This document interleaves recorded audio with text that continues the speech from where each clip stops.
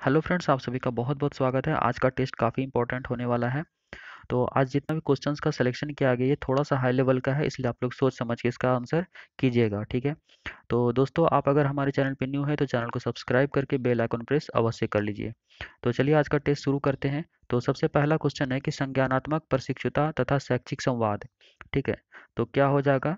तो पाठ्य सामग्री के सुव्यवस्थित संगठन पर बल देते हैं, ठीक है, या फिर कुशलता की प्राप्ति हेतु व्यवहारिक प्रशिक्षण की आवश्यकता पर बल देते हैं, या फिर अधिगम को एक सामाजिक गतिविधि के रूप में ग्रहण करते हैं, या फिर आगमनात्मक तार्किकता के अनुप्रयोग पर बल देते हैं, ठीक है। तो क्या इसमें करेक्ट हो जाएगा, आपको बताना है।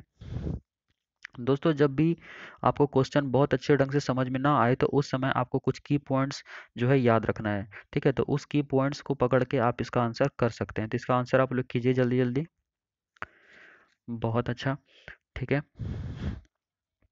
तो यहाँ पे देखिए, यहाँ पे पाठ्य सामग्री के बारे में इसको इम्पोर्टेंस दिया जा रहा है, इसको बल दिया जा रहा है, तो इसलिए पहला वाला जो है नहीं होगा, ठीक है। सेकंड में कहता है कुशलता की प्राप्ति हेतु व्यवहारिक शिक्षण की आवश्यकता पर बल, केवल व्यवहारिक शिक्षण की आवश्यकता पर यहाँ पे बल दिया जा रहा है, ठीक है। किसी एक चीज को फोर्स किया जा रहा है, तो ये भी हमारा नहीं होगा। जहाँ भी फोर्स करने का बात करें उसको हम लोग नेग्लेक्ट करेंगे, ठीक है।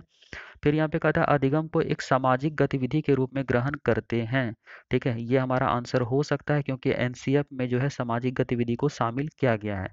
तो आपका जो भी आंसर होगा तो एनसीएफ 2005 जो है, ठीक है, इसको ध्यान में रखते हुए आप लोग आंसर कीजिएगा, ठीक है। फिर यहाँ फोर्थ में क्या कहता है कि आगमनात्मक तार्किकता के अनुप्रयोग पर आधारित है, ठीक है।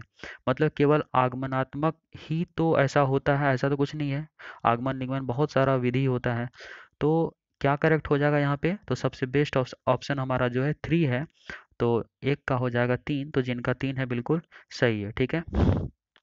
आप लोग कोशिश कीजिए, ठीक है, कोई दिक्कत नहीं है। आज का क्वेश्चन जो है थोड़ा सा टफ है। इसमें देखिए क्या कहता है कि जो अध्यापक या अध्यापिका अपने विद्यार्थियों की त्रुटियों में सुधार करना चाहती है, उसके लिए निम्नलिखित में से कौन सा समुचित मार्ग है, ठीक है। तो विद्यार्थियों की त्रुटियों में उसको अगर सुधार करना है, टीचर को सुधार करना है, ठीक है, तो उसके लिए कौन सा समुचित मार्ग होना चाहिए वो आपको बताना है, ठीक है। तो यहाँ पे ऑप्शन आपके सामने है।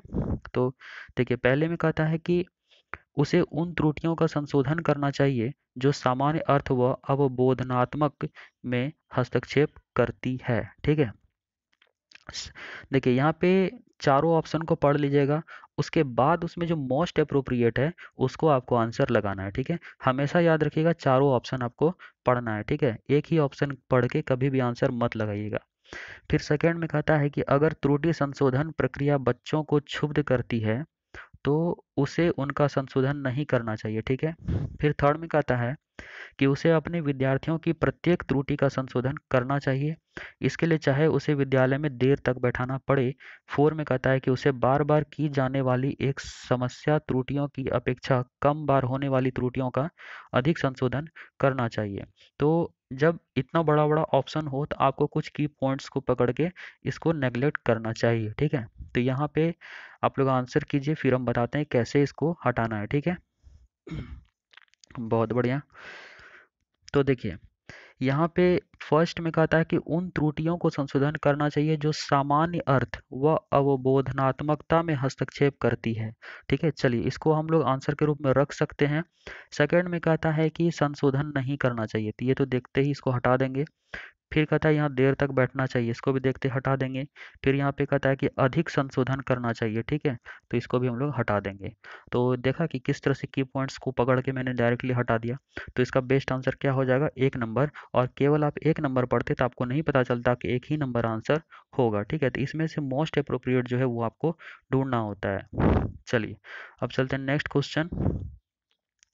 इसमें कहता है कि निम्नलिखित में से कौन सा कौशल भावात्मक बुद्धि से संबंधित नहीं है, ठीक है। तो आपको बताना है कि पहले में कहता है कि भावनाओं का आलोचना। तो यहाँ पे देखिए कहता है भावात्मक बुद्धि से रिलेटेड नहीं है, उसको फाइंड करना है, ठीक है, जो भावना को जो है इफेक्ट ना करे।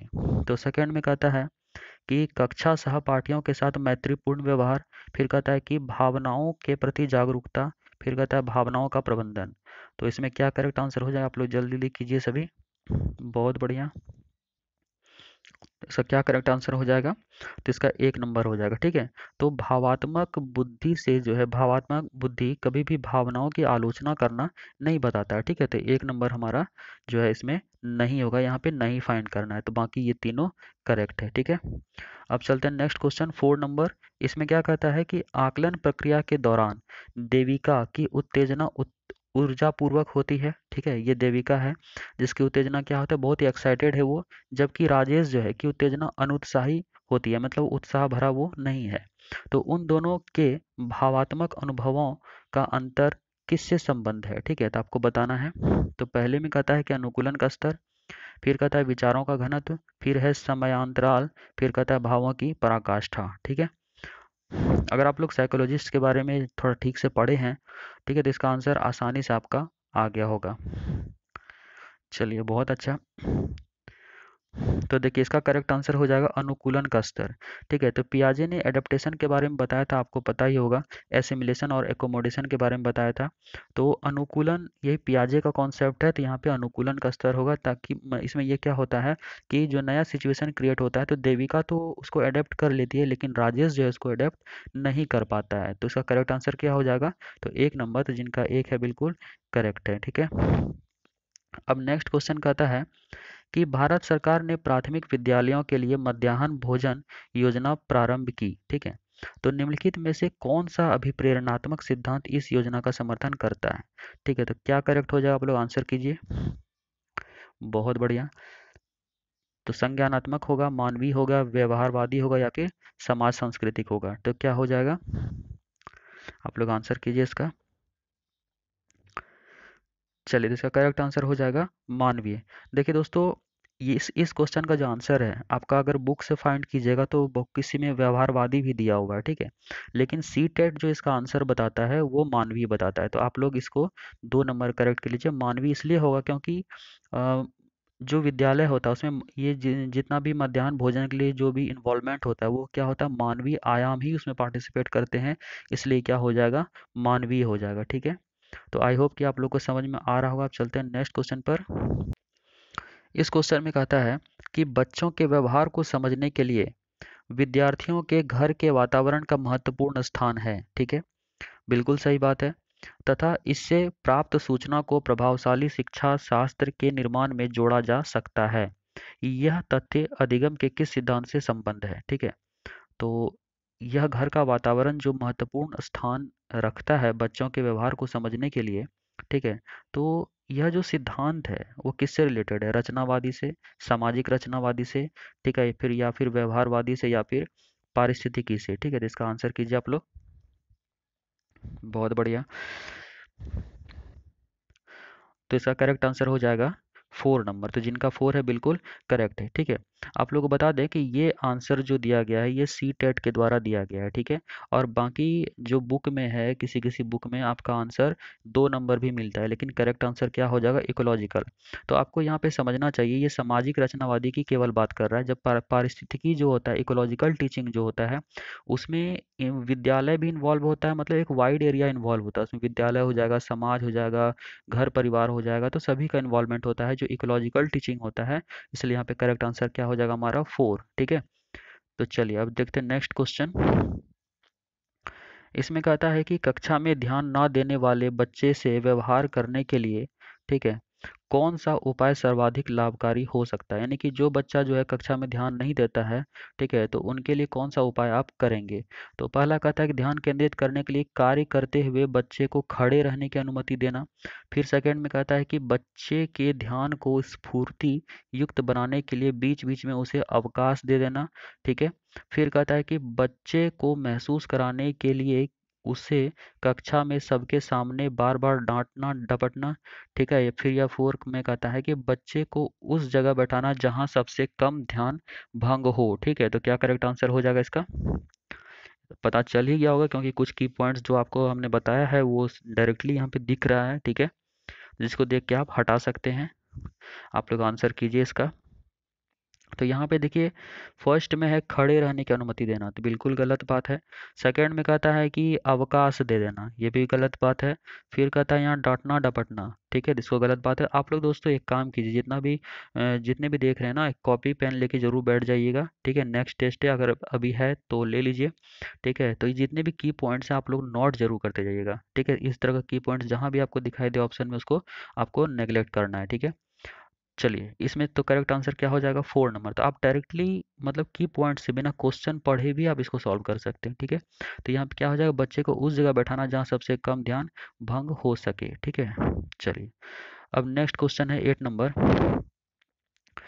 ये प्याजे पर बेस्ड है, ठीक है। प्याजे के विकासात्मक सिद्धांत के परिप्रेक्ष्य में निम्नलिखित में से कौन सा आरेख विकास को समुचित रूप से स्पष्ट करता है।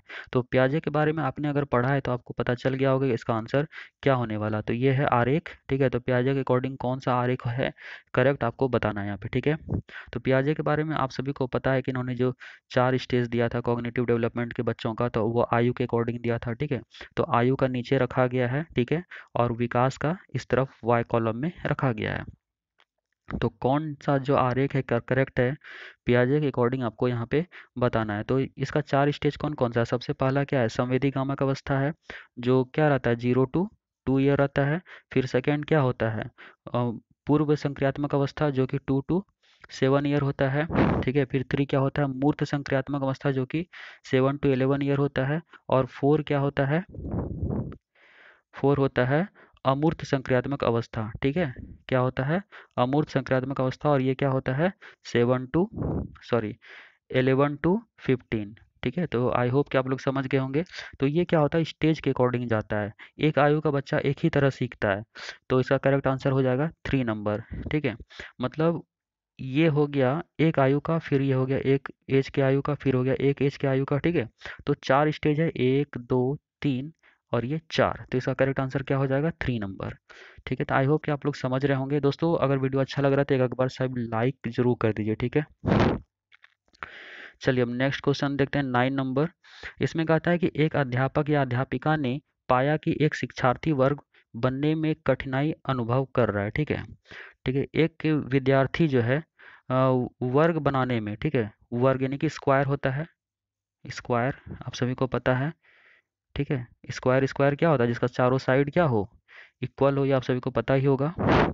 तो कहता है कि विद्यार्थी जो है वर्ग बनाने में कठिनाई अनुभव कर रहा है। उसने अनुमान लगाया कि वह हीरे यानी कि डायमंड का चित्र बनाने में भी कठिनाई अनुभव करेगा। ये कौन सोच रहा है, अध्यापक। तो उसने निम्नलिखित में से किस सिद्धांत पर आधारित होकर यह अनुमान लगाया होगा, ठीक है। तो कौन सा सिद्धांत पर उन्होंने अनुमान लगाया, तो आप लोग इसका आंसर कीजिए। यहाँ पे देखिए 4 ऑप्शन दिया हुआ है। विकास निरंतरीय होता रहता है, अध्यापक ने यह सोचा।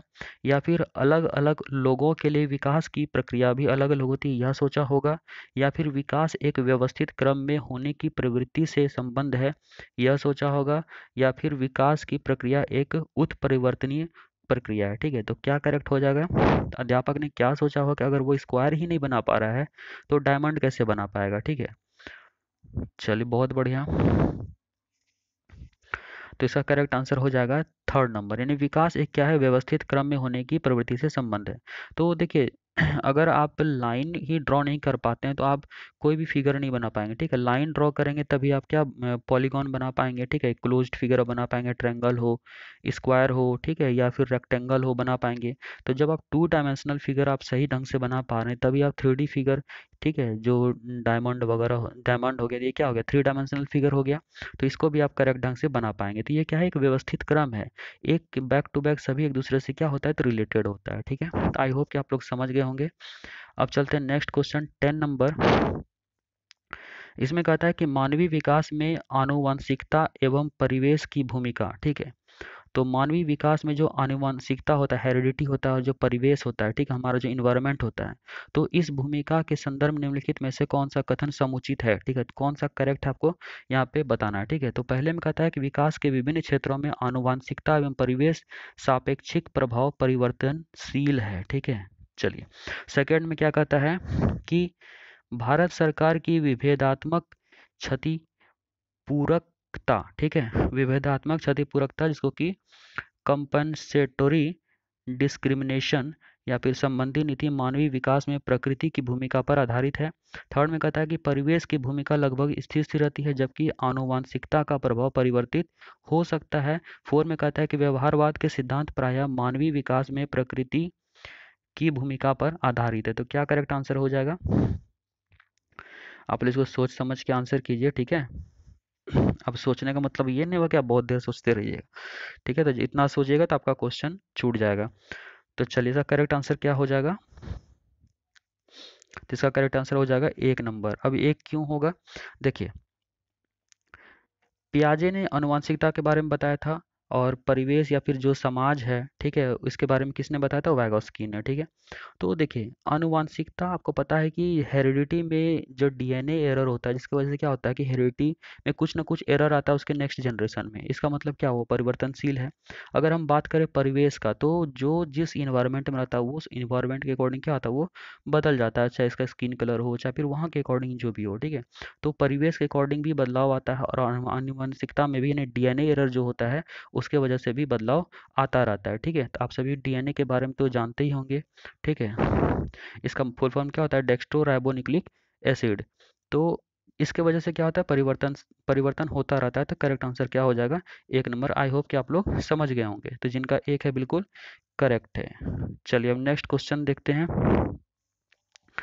11 नंबर, इसमें क्या कहता है कि समाजीकरण के संदर्भ में विद्यालयों के पास एक प्रच्छन्न पाठचर्या विद्यमान रहती है जिसमें निहित है, ठीक है। देखिए, यहाँ पे क्वेश्चन क्या कहता है कि समाजीकरण जो होता है, ठीक है, उसके संदर्भ में विद्यालयों के पास एक प्रच्छन्न पाठचर्या, प्रच्छन्न का मतलब होता है हिडन, ठीक है, छुपा हुआ, एक छुपा हुआ पाठचर्या विद्यमान रहती है जिसमें निहित है। तो जिसमें क्या निहित है? तो पहले में कहता है परिवारों के माध्यम से विद्यार्थियों का समझौतापूर्ण व प्रतिरोधात्मक समाजीकरण, ठीक है। मतलब विद्यालय में एक हिडन पाठचर्या भी होता है, तो वो आपको यहाँ पे फाइंड करना है। तो क्या रहता है? तो मूल्यों व अभिवृत्तियों का शिक्षण एवं आकलन, ठीक है। थर्ड में कहता है कि बलात्मक अधिगम, चिंतन व समकक्षीय साथी एवं अध्यापक की आकृति द्वारा अनुकृति द्वारा, ठीक है, विशेष रूप से अपनाया जाने वाला व्यवहार। फिर फोर में कहता है कि अंतःक्रिया व सामग्री द्वारा विद्यालयों में प्रस्तुत किए जाने वाले सामाजिक भूमिकाओं से संबंध अनौपचारिक संकेत, ठीक है। तो क्या करेक्ट हो जाएगा यहाँ पे, आप लोग बताइए। बहुत बढ़िया। तो देखिए, फर्स्ट में क्या कहता है, यहाँ पे कह रहा है परिवारों के माध्यम से विद्यार्थियों का समझौतापूर्ण। तो समझौतापूर्ण एक निगेटिव पॉइंट है, इसको आप लोग को नेगलेक्ट करना है, ठीक है।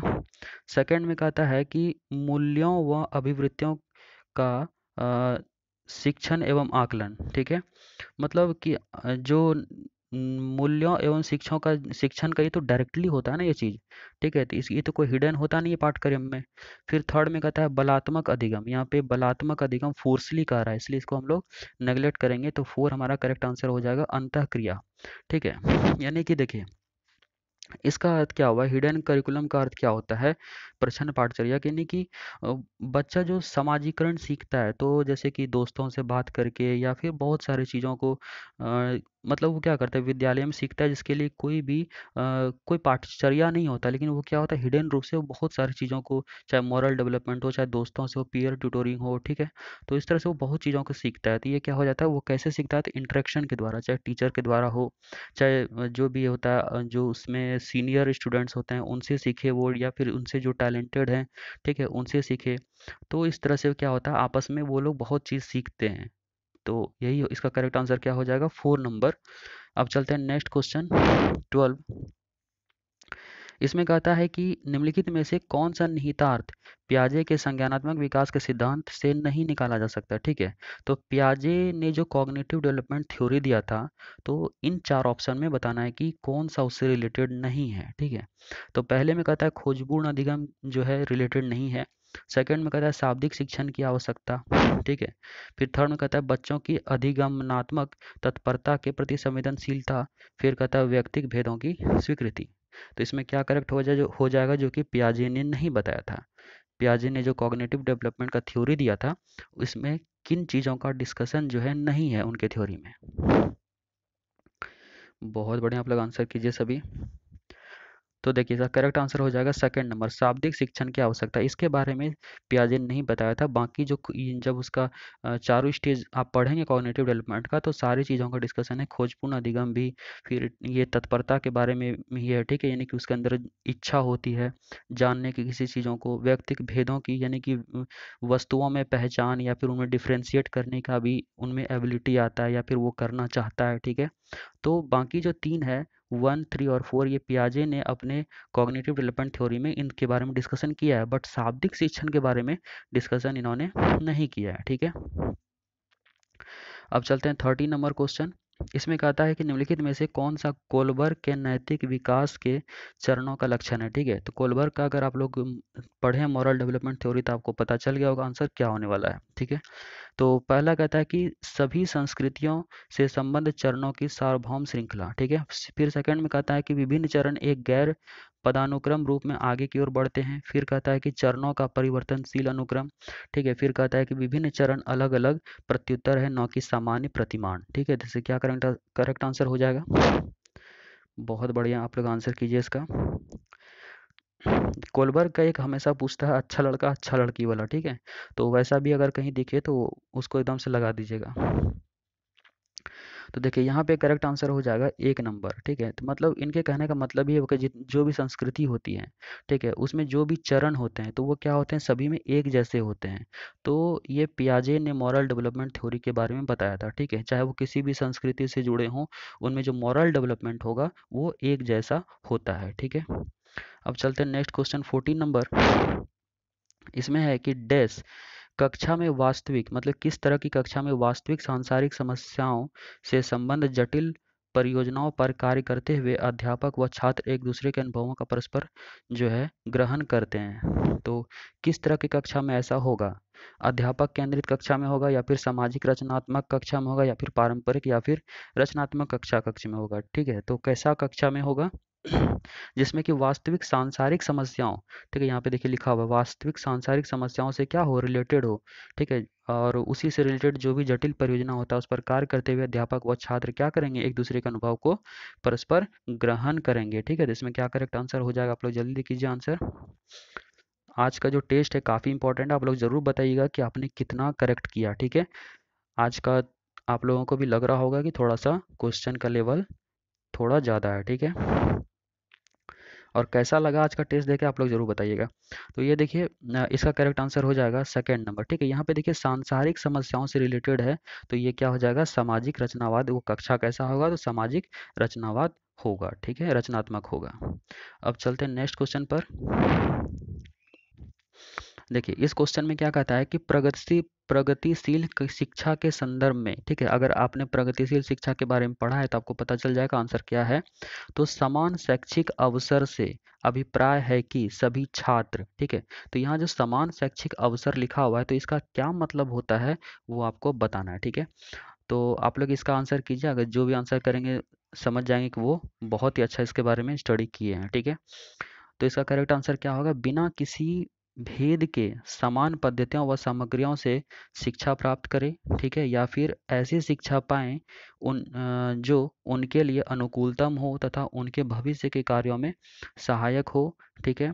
या फिर किसी भी जाति पंथ रंग क्षेत्र व धर्म के होते हुए भी समान शिक्षा प्राप्त करें, या फिर समान शिक्षा पाने के बाद अपनी क्षमताओं को सिद्ध कर सकें, ठीक है। तो क्या करेक्ट आंसर हो जाएगा इसका, आप लोग जल्दी जल्दी बताइए।